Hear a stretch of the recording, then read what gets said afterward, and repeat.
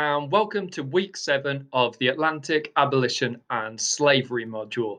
This week, we're going to be looking at the case study of the slave revolt in Saint Domingue, which is really a direct result of what we were talking about last week when we were discussing the Enlightenment and the French Revolution. So now we can see the true impact of some of those ideas we were discussing to do with enlightenment, the Declaration of Rights of Man and Citizen, and the further impact of the French Revolution on slavery.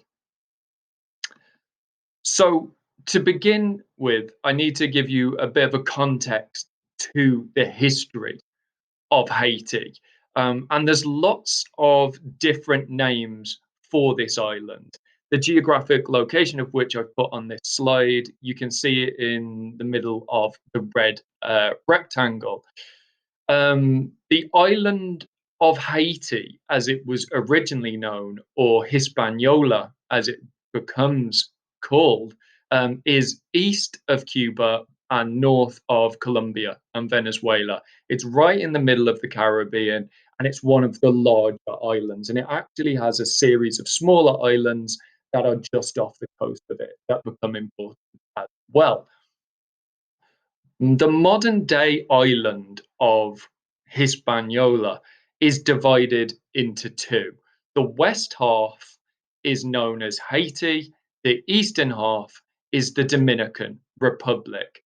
And you really get lots of different phrases to call the entire island as a whole. Sometimes the entire island is called Haiti, even though technically the western half is Haiti. Sometimes the whole island will be called Saint Dominique, even though that's what Haiti was called originally. And Santo Domingo is the capital of the eastern half Dominican Republic. So there are a confusing number of labels, but Haiti generally means the western half of the island, and Hispaniola is the whole island together. But don't get too worried about the labels. But I wanted to acknowledge there is some flexibility in the terms. And now I'm going to talk about pre-colonial Hispaniola.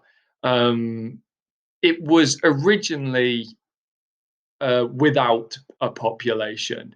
And what we think is that there was a migration from northern Venezuela. And the natives, when the colonial Spanish arrived, were called the Taino Americans. And they referred to the entire island as Haiti, even though nowadays it's only the western half. The knowledge we have about these Taino Americans is limited because they had no written history, and anything we know of them is because of oral histories passed to European settlers when they arrived, which inevitably means that there is a level of uncertainty and a lack of precision. However, what we do know is that the island wasn't one nation. It was split into approximately 5 different territories. Although, even within these 5 territories that I've included on the top of this slide, had regional differences and civil wars that existed there. It was a very socially and culturally divided island. But the main kind of countries that existed there were Durangua, which was in the southwest, Marion, which is in the northwest, and that's where Columbus arrives. The center of the island is known as Maguana, which was an incredibly hostile and violent series of natives and groups who lived there. The northeast is known as Magua, and then the southeast is Higui. So it's a complicated political situation even before the Spanish arrive. And these countries are constantly fighting one another for resources and land. And it is a surprisingly large population. I think people think of Haiti as being a quite small island, but actually, when European settlers arrived, there was approximately 750,000 people there by the end of the late 15th century. And it is Columbus, who we've discussed on this module before, who arrives in the northwest of the island in 1492. So, just to remind you, that's the pink area known as Marianne. And the locals there are very receptive and friendly to Columbus, which is a narrative we've seen before. And they really embrace his Christian values and allow him to start building settlements and castles on the coast of the island. And they become involved in that encomienda system we've discussed before. However, the central territory of Maguana, as I've already acknowledged, was quite aggressive, and they invade and begin to attack not just the Marianne people, but also the Spanish settlers, which causes an enormous amount of outrage back in Spain. And the colonial overlords really launch a war, not just against the invaders, but the whole island. And where originally there was a peaceful relationship between the northwestern population and Spain, it descends into a very violent one very quickly. And it isn't the country, the whole island is called Insula Hispania, which is translated as Spanish island and is eventually known as Hispaniola. Now, in a very short space of time, the local population is decimated. So it goes from about three-quarters of a million in 1492 to less than 30,000 by 1514. And that is a result of a couple of factors. The war led by the Spanish as a result of being attacked, and the asymmetric nature of that war. The Spanish simply had more destructive weaponry, but also disease decimates the population of the island as well as the harsh conditions of the mines where the natives are put to work. The island of Haiti, or Hispaniola, is rich with gold. Apparently, according to Columbus, when they arrive, the natives have extensive golden jewelry, which to Europeans was incredibly valuable. So the Spanish go on this extensive and intense drive to mine all the gold from the island, and take the gold from the locals who used it in their decoration. In one account, apparently, a young girl who had lost her nose had an entire nose made from gold, and amputations were often made from gold. So it shows how much valuable metal was in the island, and Spain mines it until there is nothing left, and then essentially leaves the island. While still technically under Spanish jurisdiction, they invest very little money or infrastructure into the depleted population of Hispaniola throughout the 17th century. And that is why the island becomes a favorite stop off for privateers or pirates, not just Spanish ones, but British and French pirates as well. And when you think of the golden age of piracy, when you think of the kind of stylized imagery of pirates through films like the Pirates of the Caribbean, this is exactly where and when we are talking about. Um, but these pirates aren't technically acting on behalf of a country. They are their own separate bodies who go to try and steal from other groups. So they're not actually attached to a nation at this point. But over time, the French pirates in particular begin to be funded by the French government increasingly throughout the 17th century. And by 1625, uh, the privateers funded by the French government take the island of Tortuga, which is just off the coast of Haiti.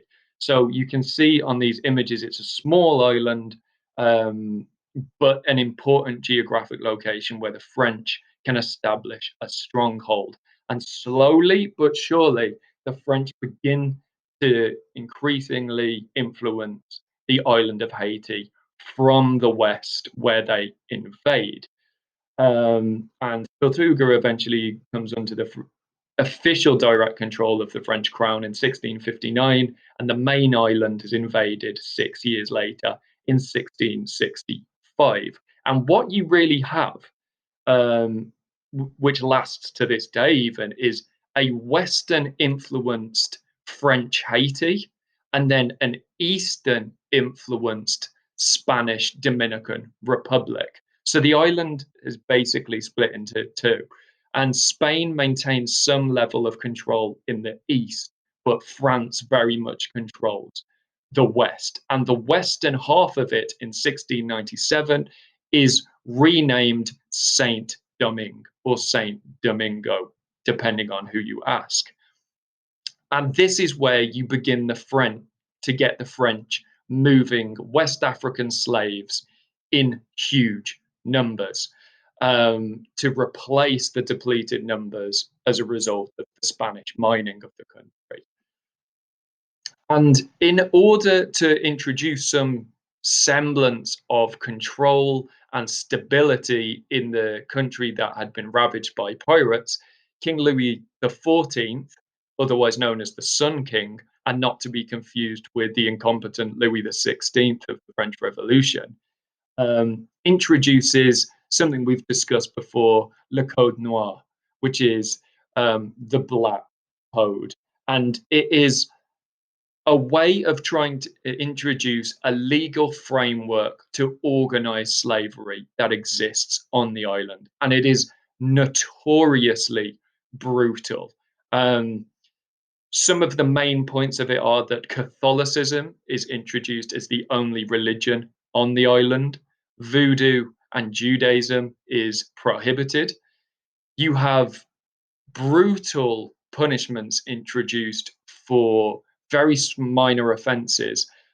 So you have castration, the severing of Achilles tendons and hamstrings for deserters. You have ears and eyes removed, tongues removed. And this is a way of trying to control the population. But inevitably, this level of brutality is not sustainable, and it creates an incredibly violent and disjointed society in Haiti. Even compared to islands like Barbados, which we've spoken about, Haiti is notorious for the punishments introduced to the slaves. However, there are some interesting um, and surprisingly progressive elements to it. Any slave that is able to become free and then wealthy is considered a French citizen. So what you get over time is people still associate with their French citizenship. So it's a mixture and dichotomy of you have about 1/10 of the population is white slave owners. 1/10 of the population is made up of free slaves who make money, or mixed race um, people who are a result of the slave owners' sexual abuse of slaves. And then about 8/10 or 4/5 of the population is made up of slaves. So the white slave owners are enormously uh, outnumbered, but there is a significantly higher number of educated free slaves and mixed race people. So it's a very unique society that exists in Haiti. And each one of those three major groups, white slave owners, educated former slaves, and mixed race people, as well as slaves, have an enormous level of distrust of the others. So it's a very paranoid, very toxic environment with brutal punishment that are used regularly. And revolts happen continuously in this time period, um, although usually localized small ones, which are ineffective because the French colonial powers have much better weaponry and ban locals from having weapons. And another thing that keeps a rebellion from happening is the continuous replacement of the population. even by contemporary standards, there is an enormous death rate in Haiti. Approximately 1 in 2 slaves die within a year of arriving at the island. And there are a couple of reasons for this. One, sugarcane, which is the main export from the island, which makes the island the most profitable colony in the world. It's incredibly brutal to industrialize that process. Breaking the sugarcane in half and processing it is back-breaking labor. So people simply are worked to death. But also the combination of diseases from Africa and Central America, so yellow fever and malaria, leads to an enormous death rate. And in 1787 alone, 20,000 slaves are moved from Senegal and the rest of West Africa to replace slaves who die in Haiti. And these slaves come from areas like Senegal, Benin, but mainly the Congo, where I think about 25% of the population comes from, as well as Angola. Now, despite the fact that the Code Noir insists that the religion of the island is Catholicism, there is continually secret voodoo meetings, and voodooism, the religion of large parts of West Africa, maintains an ever-present threat to um, the autonomy and control of the slave owners. I've put one of the symbols of voodoo on um, the left of the screen, and this is found on various bits of wood and stone as a form of rebellion, and the slave owners are very concerned by this trend that exists there. But it is something that binds the slaves from very different countries together. And throughout the 18th century, as I've mentioned, you have localized slave revolts, and individuals become popular, and rebels become deified in this time period. The most famous example of that is Francois Macandal, who is a voodoo priest who speaks Arabic, and he begins to organize runaway slaves in the center of the island, in the mountainous jungles. And he eventually gets thousands of slaves, and they are constantly raiding plantations and white houses. But Macandal is eventually captured in 1758, and the slave owners of the island burn him to death in Port-au-Prince in front of a large crowd of slaves, which causes um, unrest, it causes outrage, and Macandal becomes this legendary figure in slave communities. And I think we think of burning people to death as a medieval practice, but to see it as late as 1758 is shocking. Even in the early modern world, this was not regularly done, and shows the attitude of the slave owners to the population of Haiti. But Macandal becomes this mythical figure that transcends generations.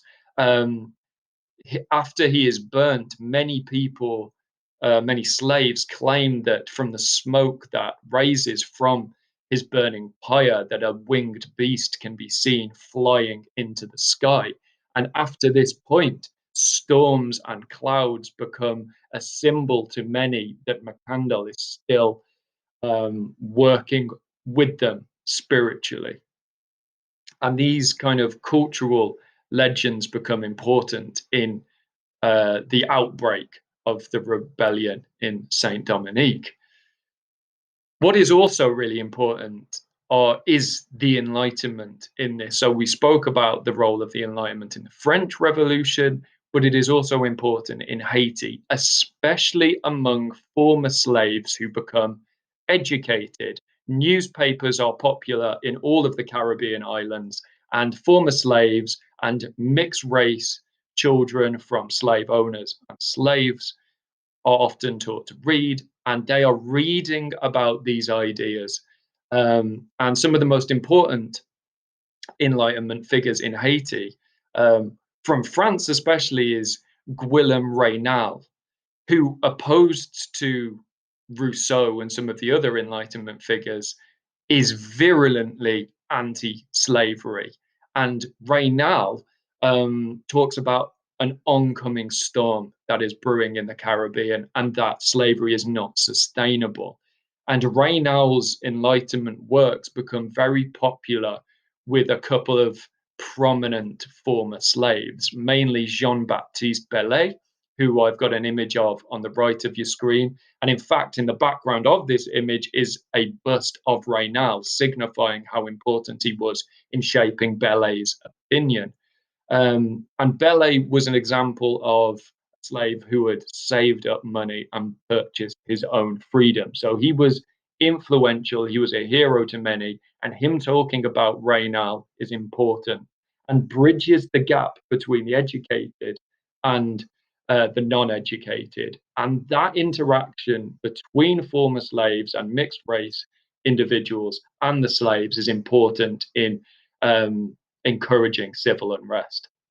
The other important enlightened individual in Haiti is someone you may have heard of, and it's Toussaint Louverture, who was also born a slave but was educated by his godfather, who was a free black man. And Louverture gains his freedom before the slave revolt takes place and gives a series of speeches about enlightened European thought.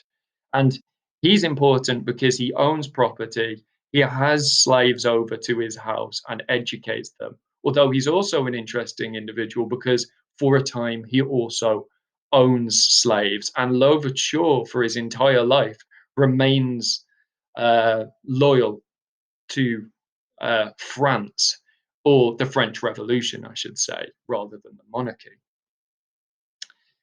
And Louverture is often credited with, or the figure most associated with the Haitian Revolution, but he wasn't actually at the event, or we don't think he was at the event that really acted as the catalyst to the Haitian Revolution. And it really is a result of the French Revolution, which happens in 1789. 2 years later, revolts, rebellions, and slaves running away becomes more and more popular. And in fact, in May 1791, the French revolutionary government, through the National Assembly, grants the freedom of free, wealthy former slaves. Sorry, not the freedom, grants the citizenship to France officially. And even though it was mentioned in the Code Noir, this gives them more freedom. And this is a sign of how concerned the French revolutionary government about things that are happening in Haiti. However, against the French revolutionary government, the white slave owners of Haiti, who are predominantly pro Louis XVI and reinstating the monarchy, they refuse to give the wealthy former slaves, any more influence or power. This causes a huge amount of unrest. And in August 1791, you have arguably the most important event in the Haitian Revolution, where thousands of slaves meet in a voodoo ceremony. Now, voodoo is, of course, banned under the Code Noir. So, this in itself is a huge act of rebellion. And the voodoo ceremony is conducted by two individuals. There is Cécile Fatiman, who I've got on the bottom right of the screen, who is a Mambo priestess. And she conducts a ceremony. And at the time of this ceremony, a storm occurs. And as we know, storms are associated with former heroes and slave rebels. And Fatiman is interesting because she is the daughter of a slave owner and a slave. And she hates her father and the white slave owners. And she conducts this incredibly emotive voodoo service where she sacrifices animals to the gods, and the storm happens, and this whips people up into a frenzy. That, in combination with a speech given by Dutty Boukman, who I've included on the top of the screen, causes this mass hysteria, and a local plantation is burnt to the ground. And this really is the beginning of the Haitian Revolution. And very quickly, events spiral out of control, and the French lose control of the western half, and especially the northwestern half of the island. Um, and within a week of the Boyce Cayman uh, voodoo meeting, 1,000 whites are killed. Within a month, 4,000 are dead. And very quickly, this localized resistance frees other slaves. And um, by the end of the year, you have 100,000 slaves in open revolt. And as I've said, even with the advanced technology the slave owners have, their numbers are too small to deal with this. And the early stages of the Haitian Revolution very much mirror the early stages of the French Revolution in their conduct. Extreme violence is demonstrated on both sides. Boukman, who was influential at the voodoo ceremony of Boyce Cayman, is decapitated by November 1791. His head put on a spike as a warning against the rebels. But there are various tales of women and children of white slave owners who are decapitated and displayed as well. Of course, we have to take this with a pinch of salt because of the propaganda from slave owners. But within a year, 900 of the coffee plantations and sugar plantations are destroyed. So, very quickly, France loses control of Saint Dominique. And in 1792, the National Assembly of France, the revolutionary government, declares that not just wealthy former slaves are citizens, but all former slaves will be French citizens. And this is them in an attempt to placate them. But at the same time, they send 6,000 troops to Haiti to suppress the revolution. So there's a dichotomy to their response to this. And they send a series of commissioners with the army to try and stop the violence. And actually, the individuals they send are mainly Jacobins, anti anti-monarchists who clash horribly with the slave owners when they get there. So the complicated politics of the French Revolution are really important and complicate the situation further. Two of the most important commissioners are Etienne Polverel as well as Leger Félicité Sonthonax. And essentially, their disagreements with the white slave owners causes them to come up with the solution that in August 1793, all slaves in the north of Saint Dominique are free.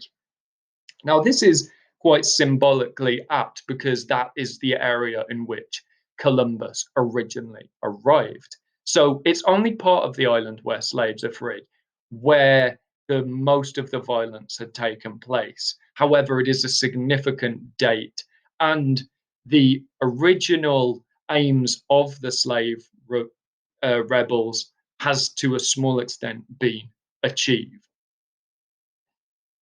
I will talk next week about how the rest of the island is granted independence. But my main points from this week are on this slide for you to have a look at. And before the seminar, I want you to read Robin Blackburn's excellent article, Haiti, Slavery, and the Age of the Democratic Revolution, which is available on JSTOR. It is 30 pages, but it is very insightful and will help you understand the complicated dynamic between slavery, France, and the rest of the Atlantic world. And I also want you to think about the following questions. One, why were the historic conditions of Haiti so violent, even compared to other slave societies? Two, what was the role of the educated mixed race during the slave revolt, and why were they so important? Three, what is the relationship between the Enlightenment and slavery on Haiti, and how was it different between the Enlightenment and France?